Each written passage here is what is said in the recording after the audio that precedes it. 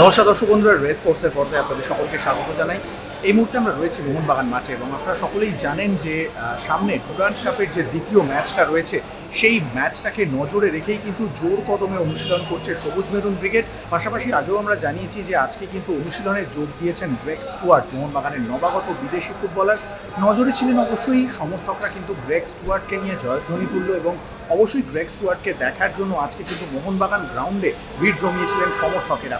তবে আজকের অনুশীলনে যেটা জানা গেল, যদিও ক্লোজ ডোর অনুশীলন, তবে যেটা জানা গেল যে গ্রেগ স্টুয়ার্ট তিনি কিন্তু মূল দলের সঙ্গে অনুশীলন করেননি বা বল পায়ে আজকে মাঠে নামেননি। যেহেতু অনুশীলনের প্রথম দিন, তিনি কিন্তু আজকে সাইড লাইনেই অনুশীলন করলেন এবং পাশাপাশি জেমি ম্যাকলারেন, অন্যতম অজি তারকা ফুটবলার যার দিকে বাগান জনতার নজর রয়েছে, সেই জেমি ম্যাকলারেন তিনিও কিন্তু আজকে মাঠে অনুশীলন করেননি। তিনি আজকে ড্রেসিং রুমে অনুশীলন করেছেন, আলাদাভাবে অনুশীলন করেছেন। ফলে বোঝাই যাচ্ছে যে মোহনবাগান কোচ হোসে মলিনা তিনি কিন্তু চাইছেন তার মূল তুরুপের তাস যারা জেমি ম্যাকলারেন, গ্রেগ স্টুয়ার্ট, তাদেরকে যত দ্রুত সম্ভব একেবারে সম্পূর্ণ সুস্থ করে ফেলতে।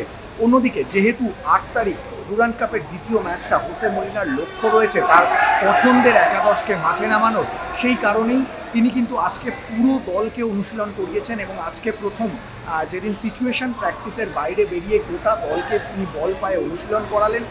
পাশাপাশি যেটা জানা গেল যে সুহেল ভাট তিনি কিন্তু চূড়ান্ত ফর্মে রয়েছেন, ভালো খেলছেন। আজকে অনুশীলনে বেশ কয়েকটা গোল করেছেন এবং মোহনবাগান কোচ কিন্তু তাকে নিয়ে যথেষ্ট আশাবাদী, সেই বিষয়টা কিন্তু জানা যাচ্ছে। এবং ডুরান্ড কাপের 8 তারিখে যে ম্যাচটা রয়েছে সেই ম্যাচে কিন্তু প্রথম এই সিনিয়র দলটা হয়তো মাঠে নামবে, সিনিয়র দলের বেশ কিছু ফুটবলাররা থাকবে। সুতরাং হোসে মলিনা কিন্তু সেটাই চাইছেন, তাই জোর কদমে অনুশীলন করাচ্ছেন এই দলটা।